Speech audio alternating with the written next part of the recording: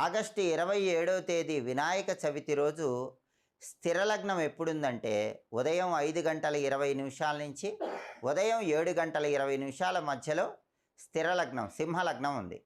కాబట్టి అందరూ కూడా వినాయక చవితి రోజు తెల్లవారుజామున 5:20 నుంచి ఉదయం 7:20 లోపు వినాయకుడి పూజ ప్రారంభించుకోండి. అలా ప్రారంభించుకుంటే అద్భుత ఫలితాలు కలుగుతాయి. స్థిర లగ్నం ఉన్నప్పుడు పూజ ప్రారంభించాలి, అంటే దీపారాధన చేసి పూజ మొదలు పెట్టాలి.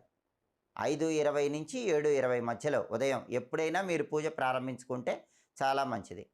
అంత ఉదయాన్నే పూజ చేయలేమండి, ఇంకొక స్థిర లగ్నం ఏమైనా ఉందా అంటే అదే రోజు ఇంకొక స్థిర లగ్నం కూడా మళ్ళీ వచ్చింది. అది వృశ్చిక లగ్నం. అది ఎప్పుడు వచ్చిందంటే ఉదయం 11:35 వచ్చింది.